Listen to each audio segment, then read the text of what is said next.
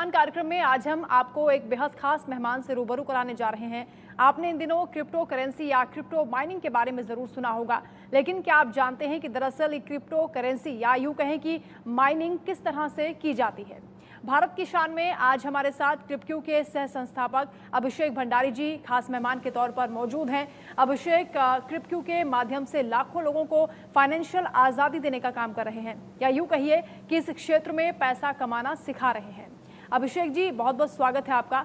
अभिषेक भंडारी जी के बारे में आपको ये भी बता दें कि एमिटी नोएडा से क्रिप्टो करेंसी और ब्लॉकचेन टेक्नोलॉजी में पोस्ट ग्रेजुएशन किया है। आज हम इनसे क्रिप्टो माइनिंग, क्रिप्टो करेंसी और इस क्षेत्र में होने वाले नफे नुकसान को समझेंगे। इसके साथ ही इस बात की जानकारी भी हासिल करेंगे कि इस क्षेत्र को उन्होंने कैसे नई संभावनाओं में बदल दिया है। तो चलिए सवाल जवाब का सिलसिला शुरू करते हैं। पहला सवाल अभिषेक जी आपसे, हमारे दर्शकों को अपने बारे में बताएं और ये भी बताइए कि आपने क्रिप्टो करेंसी जैसा चैलेंजिंग क्षेत्र ही क्यों चुना है। जी नमस्कार। पहले तो आप सभी आपके दर्शकों को मेरा नाम अभिषेक भंडारी है, जैसा आप ऑलरेडी बता चुके हैं। तो बेसिकली मैं इस इंडस्ट्री के अंदर लगभग 10 साल पहले मुझे इसके बारे में जानने का, सीखने का मौका मिला। और मेरे एक मित्र थे जो यूके में रहते थे, उन्होंने मुझे बताया कि बिटकॉइन करके कोई नई करेंसी है जो कि ग्लोबल करेंसी के रूप में आज काम कर रही है। सो आई गॉट वेरी एक्साइटेड जब मुझे इसके फंडामेंटल्स और इसके लॉजिक्स और इसकी टेक्नोलॉजी के बारे में मुझे आइडिया हुआ। और फिर उसके बाद I started building a bitcoin mining setup in India. और उस समय का सबसे बड़ा बिटकॉइन माइनिंग सेटअप मैंने इस्टेब्लिश करने का काम किया इंडिया में। लेकिन माइनिंग जो है वो एक बड़ा एक्सपेंसिव टास्क है। तो बेसिकली माइनिंग जो है वो क्रिप्टो करेंसी के क्षेत्र में जितनी भी ट्रांजैक्शंस होती हैं किसी भी क्रिप्टो के अंदर, चाहे अगर हम बिटकॉइन की बात करें, इथेरियम की बात करें, बहुत सारी क्रिप्टो करेंसीज ऑलरेडी मार्केट के अंदर आज लोग उसमें ट्रेड कर रहे हैं, लेन देन कर रहे हैं। तो जो एक पर्टिकुलर करेंसी का अपना टेक्नोलॉजी है जिसको ब्लॉकचेन टेक्नोलॉजी कहा जाता है, सो जितनी भी ट्रांजैक्शंस एक क्रिप्टो इकोसिस्टम में होती हैं उनकी ट्रांजैक्शन को वेरीफाई करने का काम जो है उस प्रोसेस को माइनिंग कहा जाता है। जितने भी सर्वर्स हैं या जितना भी कंप्यूटेशन पावर है जो ये वेरीफाई करता है कि सही वॉलेट से वो करेंसी जो है वो सही वॉलेट के अंदर गई है और उसका एक लेजर मेंटेन करता है, उस प्रोसेस को, उस टेक्निक को माइनिंग कहा जाता है और उससे नई क्रिप्टो करेंसी का इजाद होता है। सो बेसिकली माइनिंग एक सिंपल भाषा में, अगर आसान भाषा में कहें तो क्रिप्टो करेंसी की ट्रांजैक्शन को वेरीफाई करना और उसके लेजर को, उसकी ट्रांजैक्शंस के रिकॉर्ड को एक डिसेंट्रलाइज इकोसिस्टम में ब्लॉकचेन टेक्नोलॉजी के माध्यम से उसको रजिस्टर करना, उस प्रोसेस को जो है वो माइनिंग कहा जाता है। और आपके अकॉर्डिंग सर ये मार्केट कितना बड़ा है और आने वाले वक्त में भारत को कितना बेनिफिट देने वाला है? जी बहुत बड़ा मार्केट है। अगर अभी हम मार्केट कैप की बात करें तो लगभग 2.5 ट्रिलियन डॉलर का अप्रॉक्सीमेटली अभी मार्केट साइज है, तो लगभग 2500 बिलियन डॉलर्स का। So it is just a beginning, अभी सिर्फ इसकी शुरुआत है। और बहुत बड़े बड़े प्लेयर्स, बड़े जो कॉर्पोरेट जाइंट्स हैं या बड़े पोर्टफोलियो मैनेजमेंट कंपनीज़ हैं वो इसके अंदर एंट्री लेना शुरू कर चुकी हैं। तो मुझे लगता है कि अभी बिल्कुल शुरुआती दौर है और आगे आने वाला समय बहुत बड़ा पैसा इसके अंदर पूरी दुनिया से इन्फ्यूज़ हो रहा है और इंडिया के लिए एक बहुत बड़ा पोटेंशियल है।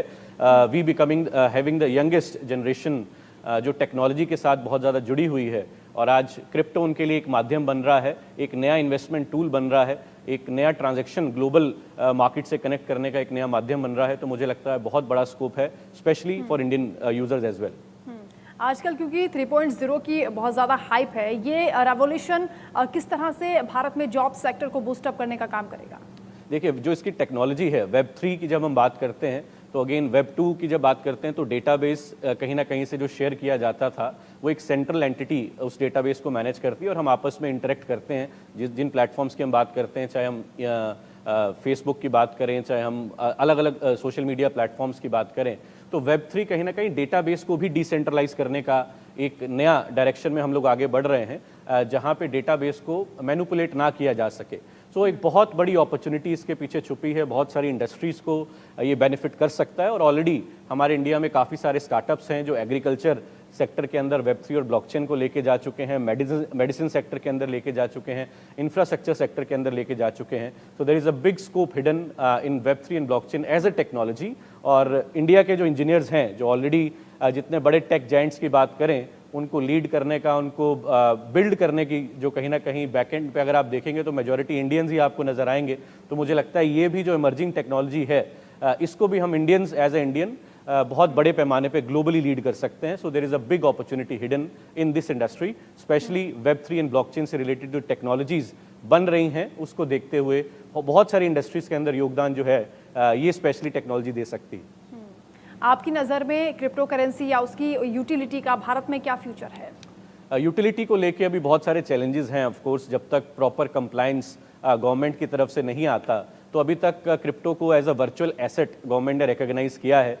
करेंसी के रूप में इसको रिकॉग्नाइज करने का अभी कोई डायरेक्शन दिख नहीं रहा है, but of course globally already बहुत अलग अलग प्लेटफॉर्म्स में क्रिप्टो करेंसी को डायरेक्टली एज अ करेंसी लोग इस्तेमाल कर रहे हैं। बहुत सारे ऑनलाइन प्लेटफॉर्म्स में और बहुत सारी जगह पे ऑफलाइन भी लोग डायरेक्टली आज क्रिप्टो में पेमेंट कर पा रहे हैं। और इंडिया में भी मुझे लगता है कि आने वाले समय में कुछ कंप्लायंस के अंदर कहीं ना कहीं इसके यूज़ केसेस को लेके और थोड़ा रेगुलेशंस के अंदर कुछ छूट मिलनी चाहिए, क्योंकि जिस तरीके से आज इंडियन इकोसिस्टम में लोग इसमें इन्वॉल्व हो रहे हैं, एक्सचेंजेस का डेटा बताता है कि लगभग 19 से 20 करोड़ लोग ऑलरेडी इंडिया के अंदर क्रिप्टो के अंदर इन्वॉल्व हो चुके हैं, which is number 1 in the world. हमारे बाद यूएस के अंदर मैक्सिमम नंबर ऑफ यूजर्स का काउंट आता है। तो मुझे लगता है आने वाले समय में डायरेक्टली क्रिप्टो करेंसी को यूटिलाइज करने के बहुत सारे माध्यम बनेंगे, बट हम लोग भी अपने लेवल पे कुछ ऐसे प्रोडक्ट बिल्ड कर रहे हैं जहां पे जितने लोग क्रिप्टो इकोसिस्टम में आना चाहते हैं वो इजीली अपनी वर्चुअल एसेट्स को स्टोर कर पाएं, मैनेज कर पाएं और उसको डे टू डे लाइफ के अंदर यूज़ कर पाएं। इस तरह का एक प्रोडक्ट बनाने पे हमारी भी कम्युनिटी काम कर रही है। सर, क्रिप्टो स्कैम या फिर वर्चुअल करेंसी में जिस तरह के भी स्कैम होते हैं उससे कैसे बचा जा सकता है? देखिए, कोई भी नई इंडस्ट्री जब आती है मार्केट के अंदर तो एजुकेशन का अभाव रहता है, नॉलेज का अभाव रहता है और वो स्कैमर्स को अट्रैक्ट करता है, क्योंकि लोगों को जानकारी नहीं रहती, वो किसी भी चीज़ को फॉलो करके उस डायरेक्शन के अंदर बढ़ना शुरू कर देते हैं। तो इनिशियल लेवल पे बहुत सारे लोगों ने मिसयूज़ करने की कोशिश की ऐसे लोगों की, लेकिन मुझे लगता है कि सबसे इम्पॉर्टेंट पॉइंट ये है कि जितने भी लोग इस इंडस्ट्री के अंदर इन्वेस्ट करना चाहते हैं या निवेश करना चाहते हैं उनको प्रॉपर नॉलेज और प्रॉपर जानकारी लेना बड़ा ज़रूरी है। और कहीं ना कहीं जिस डायरेक्शन में हमारे कंप्लाइंस जा रहे हैं, गवर्नमेंट ने जो कदम अभी उठाए हैं, एक्सचेंजेस को लेके केवाईसी को स्ट्रिक्ट करने की बात की गई है और जितने भी टीडीएस जो इम्प्लीमेंट किया गया है, टैक्सेशन जो इम्पोज किया गया है, इससे जितने भी स्कैम करने वाले जो लोग हैं मुझे लगता है उनको वो थोड़ा सा दूरी बनाना शुरू कर देंगे इस इंडस्ट्री से। और सबसे इम्पॉर्टेंट ये है कि जब आप किसी भी प्रोजेक्ट में निवेश करने का सोचें या मन बनाएं, उसके बारे में पूरी जानकारी आपके पास होनी चाहिए। फाउंडर्स उसके कौन है, किस तरह का प्रोजेक्ट है, उसका टोकन इकोनॉमिक्स क्या है, क्या टेक्नोलॉजी पे वो काम कर रहे हैं, क्या यूज़ केस उसके बनाने के ऊपर काम किया जा रहा है। तो कुछ ऐसे बेसिक फंडामेंटल हैं या पैरामीटर्स हैं जिनको स्टडी करना चाहिए, एनालाइज करना चाहिए, उसके बाद ही आपको निवेश करना चाहिए उस प्रोजेक्ट के अंदर।